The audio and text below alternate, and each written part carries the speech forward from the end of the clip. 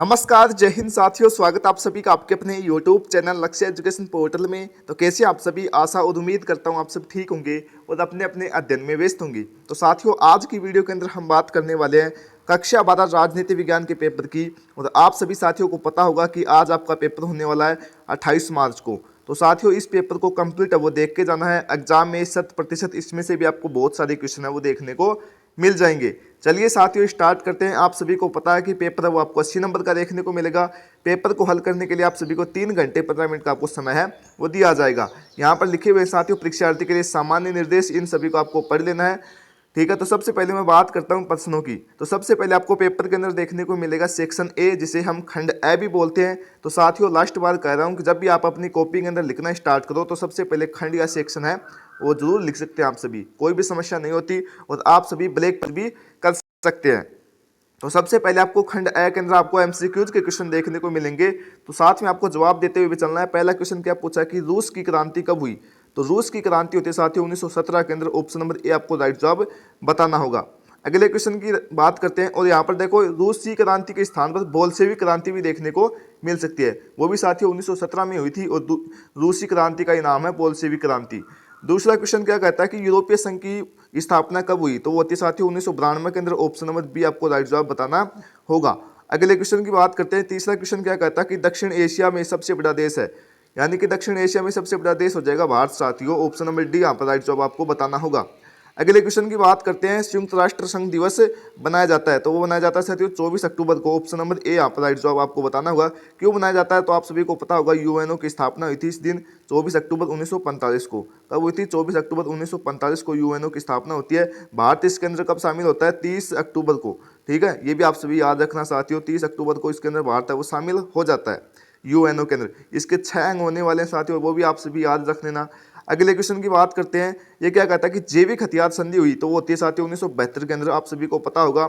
एक होते हैं साथियों CWC, ठीक है, रासायनिक हथियार संधि। तो वो होती है साथियों 1992 के अंदर। कब होती है? 1992 के अंदर होती है। आप सभी को पता होगा। इसके अंदर साथियों कितने देशों ने हस्ताक्षर किए थे? 155 प्लस देशों ने हस्ताक्षर किए थे इस पर। ये भी आप सभी याद रखना। ठीक है, अगले क्वेश्चन की बात करते हैं। इसके ऊपर साथियों 181 प्लस देशों ने हस्ताक्षर किए थे। अगला क्वेश्चन क्या कहता है? अपना अवर कॉमन फ्यूचर शीर्षक वेटलैंड रिपोर्ट प्रकाशित हुई। तो वो होती है 1987 के अंदर। ऑप्शन नंबर बी आपको राइट जवाब बताना होगा।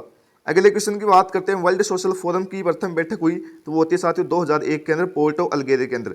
बात करें साथियों, चौथी बैठक होती है भारत के अंदर। साथियों ये वेरी वेरी इंपॉर्टेंट होने वाला है। चौथी बैठक कहाँ पर होती है? वर्ल्ड सोशल फोरम की 2004 के अंदर भारत के अंदर होता है। कहाँ पर होती है? मुंबई के अंदर होती है। ये भी आप सभी याद रखना। अगले क्वेश्चन की बात करते हैं। शिमला समझौता कब हुआ? तो शिमला समझौता होता है साथियों 3 जुलाई 1972 को, यानी कि 1972 यहाँ पर राइट जवाब हो जाएगा। अगले क्वेश्चन की बात करते हैं। और 1974 के अंदर भारत ने पहला परमाणु परीक्षण किया था 18 मई 1974 को। ये भी आप सभी याद रखना। अगला क्वेश्चन देखते हैं। नवा क्वेश्चन क्या कहता है साथियों कि भारत के किस राज्य में सर्वप्रथम गैर कांग्रेसी सरकार का गठन हुआ। तो आप सभी को पता है केरल के अंदर हुआ था। और इसके मुख्यमंत्री कौन बने थे? MS नमूंद्रीपाद, ये बने थे। आप सभी याद रखना। 10वां क्वेश्चन क्या कहता है कि नीति आयोग की स्थापना होती है। तो वो होती है साथियों 1 जनवरी 2015 को। ऑप्शन नंबर ए आपको राइट जवाब बताना होगा। इसके अध्यक्ष होते हैं साथियों प्रधानमंत्री, ये भी याद रखना। वर्तमान में साथियों इसके अध्यक्ष कौन है? श्रीमान नरेंद्र मोदी हो जाएगा। अगले क्वेश्चन की बात करते हैं। 11वां क्वेश्चन क्या कहता है कि भारत पाक के मध्य कारगिल संघर्ष हुआ। तो वो था साथियों 1999 के अंदर। अगले क्वेश्चन की बात करते हैं। गरीबी हटाओ का नारा किसने दिया था? तो वो दिया था इंदिरा गांधी ने। ऑप्शन नंबर सी आपको राइट जवाब बताना होगा। बात करें साथियों लाल बहादुर शास्त्री ने कौन सा नारा दिया था? तो जय जवान जय किसान का नारा दिया था। और ये दिया था साथियों 1965 के अंदर। ठीक है, और ये दिया था साथियों 1971 के आम चुनाव के अंदर। ठीक है, ये भी आप सभी याद रखना। विपक्ष ने दिया था साथियों गरीबी हटाओ का नारा। अगले क्वेश्चन की बात करते हैं। पेरियार के नाम से किसे जाना जाता है? तो वो जगह साथियों EV रामास्वामी नायकर। अगले क्वेश्चन की बात करते हैं। मंडल आयोग के अध्यक्ष कौन है? तो वो जगह बछेंद्री प्रसाद मंडल, यानी कि BP मंडल भी होता है। इसकी स्थापना कब होती है साथियों मंडल आयोग की? तो 1979 के अंदर होती है, याद रखना।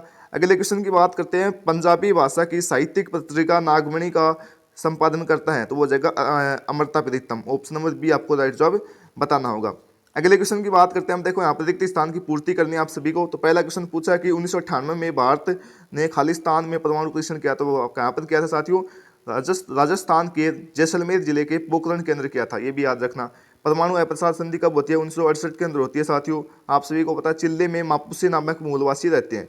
कौन से मूलवासी रहते हैं? मापुसे नामक। प्रथम पंचवर्षीय योजना चलाई गई 1951 के अंदर चलाई गई थी और 1956 तक चली थी। ठीक है, इसके अध्यक्ष कौन थे? KN राज हो जाएगा साथियों। कृषि के ऊपर बल दिया गया था, धीरे धीरे काम करने के ऊपर बताया गया था।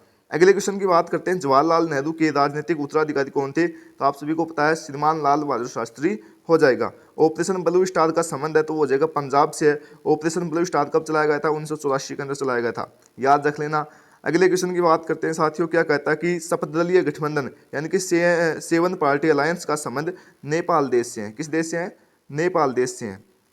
अगले क्वेश्चन की बात करते हैं तीन गोचरात्मक, जिनको आपको उत्तर एक शब्द या एक पंक्ति के अंदर देना होता है। तो पहला क्वेश्चन यहाँ पर क्या पूछा कि बर्लिन की दीवार किसका प्रतीक थी? तो वो जगह साथियों शीत युद्ध का प्रतीक थी। ठीक है, किसका प्रतीक थी? शीत युद्ध का प्रतीक थी। लिट्टे का पूरा नाम क्या है? Liberation tigers of Tamil Eelam. ठीक है, सुरक्षा का बुनियादी अर्थ क्या है? खतरे से आज़ादी। भारत में नए आर्थिक सुधारों की शुरुआत कब होती है? तो आप सभी को पता है 1991 में होती है साथियों। ठीक है, याद रखना। किसके द्वारा? कौन थे उस समय वित्त मंत्री? तो वो जगह डॉक्टर मनमोहन सिंह। साझी समता से आप क्या समझते हैं? तो जिन संसाधनों पर एक व्यक्ति की बजाय पूरे समुदाय का अधिकार हो उसे बोला जाता है साझी समता। जैसे कि आप सभी को पता होगा साथियों अंतरिक्ष से। दूसरी बात साथियों, अपने गांव के अंदर जो धर्मशाला होती है, ठीक है, इसी प्रकार से ये कर सकते हैं। समुद्री सतह, समुद्र, जल, ये करना होगा। भारत चीन युद्ध कब हुआ था? 1962 के अंदर होता है साथियों। और पाकिस्तान के अंदर साथ होता है साथियों 1965 के अंदर होता है, 1971 के अंदर होता है, 1999 के अंदर होता है, 1947-48 के अंदर होता है। ये भी आप सभी याद रखेंगे। पाकिस्तान के 4 युद्ध हो चुके हैं अभी तक।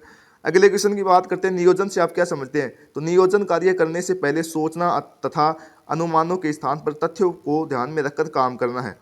अगले क्वेश्चन की बात करते हैं, 8वां क्वेश्चन क्या कहता है कि आयाराम गयाराम जुल्मे का संबंध है। तो आयाराम गयाराम जुल्मे का संबंध है कांग्रेस के हरियाणा राज्य के एक विधायक गयालाल के दल बदल से संबंधित है। आसू का पूरा नाम क्या है? All Assam student union. ठीक है, ये भी आप सभी याद रखना। अगला 1984 के लोकसभा चुनाव में कांग्रेस पार्टी को कितनी सीटें मिली? तो वो जगह 415 सीटें मिली। पीएम कौन बने थे साथियों? तो वो हो जाएगा राजीव गांधी हो जाएगा। कौन बने थे? राजीव गांधी, जो कि भारत के प्रथम युवा प्रधानमंत्री हैं, यानी कि सबसे पहले प्रधानमंत्री बनते हैं राजीव गांधी जी। अगला खंड ब यहाँ से स्टार्ट होता है। क्या कहता है? चौथा क्वेश्चन, और आपको 50 शब्दों के अंदर उत्तर देना है।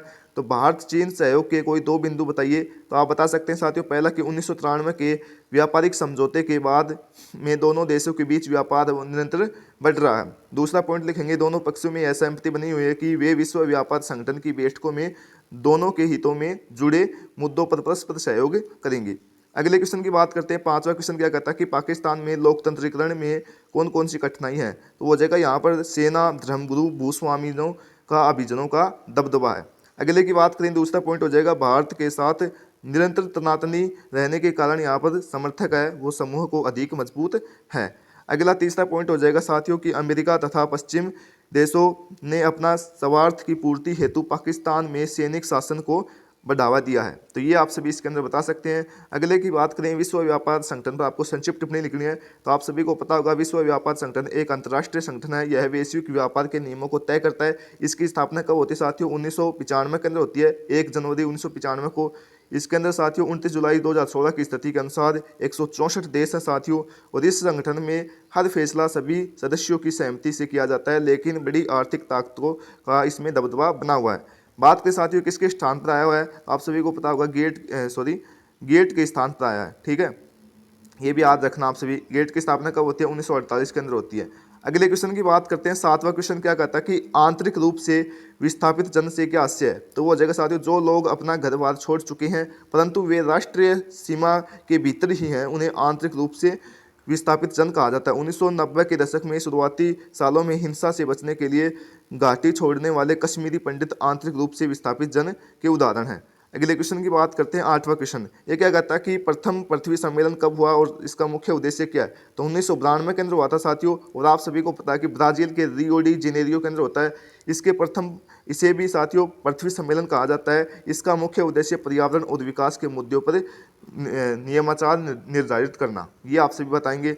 अगला 9वां क्वेश्चन क्या कहता है कि नेहरू विदेश नीति का संचालन को स्वतंत्रता का एक अनिवार्य संकेतक क्यों मानते हैं? कोई 2 उदाहरण बताइए। तो इसके अंदर आप सभी बता सकते हैं क्योंकि स्वतंत्रता किसी भी देश की विदेश नीति का संचालन में प्रथम अनिवार्य है। यानी कि देश चलाने के लिए साथियों एक विदेश नीति होनी जरूरी होती है। इसके दो उदाहरण साथियों, जो देश किसी भी दबाव में आकर विदेश नीति का निर्धारित करता है उसकी उसकी स्वतंत्रता निर्धारित होती है, अनेक बार उसे अपने हितों की अनदेखी करनी पड़ती है। दूसरा पॉइंट हो जाएगा स्वतंत्र विदेश नीति अंतर्राष्ट्रीय स्तर पर औपनिवेशिक जातीय भेदभाव रंग भेदभाव से डटकर मुकाबला कर सकती है। ये आप सभी बता सकते हैं। 10वां क्वेश्चन आपको देखने को मिलेगा मिलान चिन्ह से। तो सीधे बात करते हैं, चरण सिंह कौन हो जाएगा? चौधरी चरण सिंह क्या है? किसान है साथियों, वर्गीज कुरियन सहकारी डेयरी, इसे मिल्कमैन ऑफ इंडिया के नाम से भी जाना जाता है। पीसी मालनोबिस औद्योगिकरण के ऊपर बल दिया था। दूसरी पंचवर्षीय योजना में जवाहरलाल नेहरू योजना आयोग के प्रथम अध्यक्ष। अगला क्वेश्चन है गैर कांग्रेसवाद से आप क्या समझते हैं? तो कांग्रेस विरोधी वोटों को चुनाव चिन्ह में बंटने को रोकने के लिए सभी विरोधी दलों ने एकजुट होकर सभी राज्यों में एक कांग्रेसी विरोधी मोर्चा बनाया, जिसे राम मनोहर लोहिया ने गैर कांग्रेसवाद का नारा दिया। 12वां क्वेश्चन क्या कहता है कि मार्च 1974 में बिहार के छात्रों द्वारा सरकार के खिलाफ एक आंदोलन की शुरुआत की गई। छात्रों द्वारा यह आंदोलन क्यों चलाया गया, स्पष्ट कीजिए। तो इसका उत्तर देंगे कि मार्च 1974 में बिहार के छात्रों ने सरकार के खिलाफ एक आंदोलन की शुरुआत की। 1974 में तेल की कीमतों की आवश्यक वस्तुओं की कीमत वो बढ़ गई थी साथियों। इस आंदोलन की शुरुआत का मुख्य कारण यही था और खाद्यान्न व बेरोजगारी भ्रष्टाचार में वृद्धि इस आंदोलन के कारण है। अगले क्वेश्चन की बात करते हैं। देखो, आनंदपुर साहिब प्रस्ताव विवादास्पद होने के कारण क्या थे? किन्हीं दो कारणों का आपको उल्लेख करना है। तो पहला हो जाएगा साथियों, इस प्रस्ताव में पंजाब सूबे के लिए अधिक स्वायत्तता की मांग की गई थी, जो कि परोक्ष रूप से एक अलग सिख राष्ट्र बनाने की मांग को करती है। अगला दूसरा पॉइंट है, यह प्रस्ताव सिख वर्चस्व का ऐलान करती है। 14वां क्वेश्चन देखो, यहाँ पर क्या कहता है कि 1980 के दशक में आखिर के सालों में भारतीय राजनीति में 5 बड़े बदलाव आए हैं, किन्हीं दो का उल्लेख करना है। तो आप सभी बता सकते हैं 1989 के अंदर आम चुनाव में लोकसभा की सीटें 197 ही जीत कर केंद्र में एक दलीय प्रभुत्व की स्थिति कायम हुई है। ठीक है, कांग्रेस की स्थिति वो खराब हो गई थी साथियों 1980 के दशक में। अगले क्वेश्चन की बात करते हैं, दूसरा पॉइंट हो जाएगा, इस काल में विभिन्न सरकारों ने आर्थिक सुधार की नीतियां चलाई, इसकी शुरुआत राजीव गांधी ने की थी। अगला क्वेश्चन क्या कहता है साथियों कि क्या सांप्रदायिकता व जातिगत राजनीति में देश की बड़ी जड़ें खोखली हुई हैं? यदि हाँ तो कोई दो रख दीजिए। तो यहाँ पर हो जाएगा साथियों हाँ, सांप्रदायिकता व जातिवाद राजनीति में देश की जड़ें खोखली हुई हैं, क्योंकि ये आप सभी बता सकते हैं। ठीक है, अगले क्वेश्चन की बात करते हैं। सबसे पहले बात करते हैं खंड सह केंद्र आपको 100 शब्दों के अंदर उत्तर देना होता है, यानी कि 10 से 12 लाइनों के अंदर। ठीक है, अगले क्वेश्चन की बात करते हैं। देखो, क्वेश्चन क्या कहता है कि विश्व राजनीति में यूरोपीय संघ की भूमिका क्या है? ये आपको दक्षिण पूर्व एशियाई राष्ट्रों का संगठन आसियान पर आपको टिप्पणी लिखनी है। तो साथियों ये आप सभी बता सकते हैं। मैं आप सभी का टाइम है वो बिना वेस्ट करूंगा, टाइम है वो आप सभी का वेस्ट नहीं करूंगा। आसियान की स्थापना कब होती है? तो आप सभी को पता होगा 8 अगस्त 1967 के अंदर आसियान की स्थापना होती है। यहाँ पर आसियान के नाम याद रखने की ट्रिक है MSTIFIX, यानी कि M से मलेशिया, S से सिंगापुर, T से थाईलैंड, I से इंडोनेशिया, F से फिलीपींस और ये फिक्स है वो ऐसी है। देखो, यहाँ पर आसियान के मुख्य उद्देश्य बता रखा है कि दक्षिण पूर्व एशिया के क्षेत्र में आर्थिक सहयोग, आर्थिक विकास करना या सहयोग करना, सदस्य राष्ट्रों में राजनीतिक, सामाजिक, आर्थिक, सांस्कृतिक, व्यापारिक, वैज्ञानिक, तकनीकी क्षेत्रों से परस्पर सहायता करना। ये तीसरा पॉइंट हो जाएगा, सामूहिक सहयोग तथा बातचीत से साझी समस्याओं का हल करना, इससे इस क्षेत्र में साझा बाजार तैयार करना, क्षेत्रीय शांति बनाए रखना। तो ये आप सभी बता सकते हैं। अगले क्वेश्चन की बात करते हैं, एक ध्रुव विश्व में संयुक्त राष्ट्र संघ की भूमिका का उल्लेख कीजिए। या आप ये कर सकते हैं कि संयुक्त राष्ट्र संघ के विकास क्रम में उसकी स्थापना का वर्णन करना है, कर सकते हैं। इजी क्वेश्चन है, बहुत सभी आप सभी बता सकते हैं। अगले कि आपके मतानुसार आज़ादी के समय कांग्रेस एक सतरंगी सामाजिक गठबंधन की शक्ल अख्तियार कर चुकी थी? जी हाँ, तो रख दीजिए। आपके मतानुसार स्वतंत्र व निष्पक्ष चुनाव कराने हेतु भारत चुनाव आयोग को द्वारा कौन कौन से कार्य किए जाते हैं? कार्य बताने हैं चुनाव आयोग की। अगले क्वेश्चन की बात करते हैं। 19वां क्वेश्चन क्या कहता है कि क्या जून 1975 के में घोषित आपातकाल से हमें कोई सबक लेना चाहिए? जी हाँ, तो आपके विचार करने हैं। जनता पार्टी 1970 में शाह आयोग को नियुक्त किया, इस आयोग की नियुक्ति क्यों की गई? आपको विचार लिखने हैं। अगला क्वेश्चन यहाँ पर खंड द स्टार्ट होता है साथियों, क्या कहता है कि सोवियत संघ के विघटन के प्रमुख कारणों का उल्लेख कीजिए। वेरी वेरी इंपॉर्टेंट क्वेश्चन होने वाला है। अगले क्वेश्चन की बात करते हैं, भारत जैसे देशों के लिए सोवियत संघ के विघटन के परिणाम वो क्या हुए? प्रकाशित करना आप सभी को। तो देखो, यहाँ पर बता सकते हैं कि सोवियत संघ के विघटन के कारण क्या क्या हैं। तो राजनीतिक आर्थिक समस्याओं, संस्थाओं की अंदरूनी कमजोरी हो गई थी, लोगों को पिछड़ेपन की पहचान होने लगी थी, यानी कि गोलबाजेव की समाप्ति हो गई थी। ये आप सभी इसके अंदर साथियों बता सकते हैं। ठीक है, आप सभी देख सकते हैं प्योज करके। अगला क्वेश्चन अपना वैश्वीकरण के प्रमुख कारणों को आपको विस्तार पूर्वक बताना है। एग्जाम के लिए वेरी वेरी इंपॉर्टेंट क्वेश्चन, वैश्वीकरण के प्रभावों का विस्तार से वर्णन करना है। तो ये आप सभी बता सकते हैं, वैश्वीकरण वाले चैप्टर से लिया हुआ एक क्वेश्चन। अगले बात करते हैं साथियों, देखो आपको मैप का क्वेश्चन भी देखने को मिलेगा। मैप के अंदर क्या पूछा है कि हैदराबाद, जूनागढ़, मैसूर, जम्मू कश्मीर, बनारस, ग्वालियर, अजमेर, मुंबई। तो ये आप सभी बता सकते हैं साथियों, इस मैप को देख सकते हैं। जम्मू कश्मीर, जूनागढ़ गुजरात के अंदर है, जम्मू कश्मीर यहाँ पर है। आप ये देखो साथियों, जूनागढ़, हैदराबाद और मैसूर यहाँ पर है। आशा करता हूँ साथियों आप सभी को ये वीडियो बहुत पसंद आएगा। आप सभी को बेस्ट ऑफ लक। मिलते हैं अगले नेक्स्ट वीडियो के साथ, तब तक के लिए जय हिंद, जय भारत। और हाँ, चैनल को जरूर सब्सक्राइब कर देना।